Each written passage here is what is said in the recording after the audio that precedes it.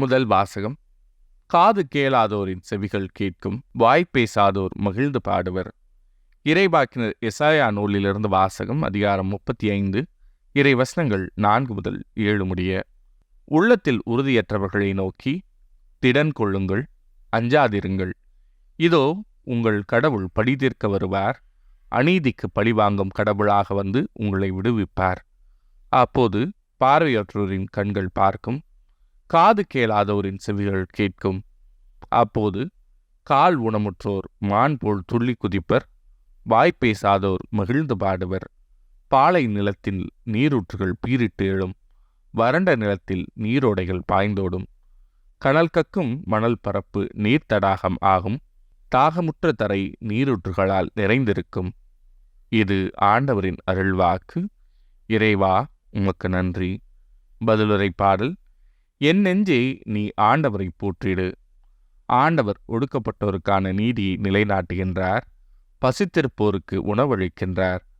சிறைப்பட்டோருக்கு விடுதலை அளிக்கின்றார். என் நெஞ்சே, நீ ஆண்டவரை போற்றிடு. ஆண்டவர் பார்வையற்றோரின் கண்களை திறக்கின்றார். தாழ்த்தப்பட்டோரை உயர்த்துகின்றார். நீதிமான்களிடம் அன்பு கொண்டுள்ளார். ஆண்டவர் அயல் நாட்டினரை பாதுகாக்கின்றார். என் நெஞ்சே, நீ ஆண்டவரை போற்றிடு. அனாதை பிள்ளைகளையும் கைம்பெண்களையும் ஆதரிக்கின்றார். ஆனால் பொல்லாரின் வழிமுறைகளை கவிழ்த்து விடுகின்றார். சீயோனே, உன் கடவுள் என்றென்றும் எல்லா தலைமுறைகளுக்கும் ஆட்சி செய்வார். என் நெஞ்சே, நீ ஆண்டவரை போற்றிடு. இரண்டாம் வாசகம். ஏழைகளாய் இருப்பவர்களை கடவுள் தேர்ந்து கொள்ளவில்லையா? திருத்தூதர் யாக்கோபு எழுதிய திருமுகத்திலிருந்து வாசகம். அதிகாரம் 2, இறைவசனங்கள் 1 முதல் 5 முடிய. என் சகோதர சகோதரிகளே, மாட்சிமிக்க நம் ஆண்டவர் இயேசு கிறிஸ்துவினிடம் நம்பிக்கை கொண்டுள்ள நீங்கள் ஆள் பார்த்து செயல்படாதீர்கள். பொன் மோதிரமும் பளபளப்பான ஆடையும் அணிந்த ஒருவரும் அழுக்கு கந்தை அணிந்த ஏழை ஒருவரும் உங்கள் தொழுகை கூடத்தில் வருகிறார்கள் என வைத்துக் கொள்வோம். அப்பொழுது நீங்கள் பளபளப்பான ஆடை அணிந்தவர் மீது தனி கவனம் செலுத்தி அவரை பார்த்து, தயவு செய்து இங்கே அமருங்கள் என்று சொல்கிறீர்கள். ஏழையிடமோ அங்கே போய் நில் என்றோ அல்லது என் கால் பக்கம் தரையில் உட்கார் என்றோ சொல்கிறீர்கள். இவ்வாறு உங்களுக்குள்ளே வேறுபாடு காட்டி தீய எண்ணத்தோடு மதிப்பிடுகிறீர்கள் அல்லவா? என் அன்பார்ந்த சகோதர சகோதரிகளே, நான் சொல்வதை கேளுங்கள். உலகின் பார்வையில் ஏழைகளாய் இருப்பவர்களை நம்பிக்கையில் செல்வர்களாகவும் தம் மீது அன்பு செலுத்துபவருக்கு வாக்களிக்கப்பட்ட அரசை உரிமை பேராக பெறுபவர்களாகவும் கடவுள் தேர்ந்து கொள்ளவில்லையா?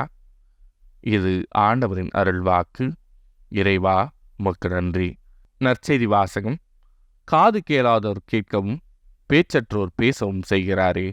மார்க் எழுதிய தூய நற்செய்தியிலிருந்து வாசகம். அதிகாரம் 7, இறைவசனங்கள் 31 முதல் 37 முடிய. அக்காலத்தில் இயேசு தீர்ப்பகுதியை விட்டு சீதோன் வழியாக சென்று தெக்கப்பொலி பகுதி நடுவே வந்து கலிலேய கடலை அடைந்தார். காது கேளாதவரும் திக்கி பேசுபவருமான ஒருவரை சிலர் அவரிடம் கொண்டு வந்து அவர் மீது கை வைத்து குணமாக்குமாறு அவரை வேண்டிக் கொண்டனர். இயேசு அவரை கூட்டத்திலிருந்து தனியே அழைத்துச் சென்று தம் விரல்களை அவரது காதுகளில் இட்டு உமிழ்நீரால் அவர் நாவை தொட்டார். பிறகு வானத்தை அண்ணாந்து பார்த்து பெருமூச்சு விட்டு அவரை நோக்கி, எப்பத்தா, அதாவது திறக்கப்படு என்றார். உடனே அவருடைய காதுகள் திறக்கப்பட்டன. நாவும் கட்டவிழ்ந்தது.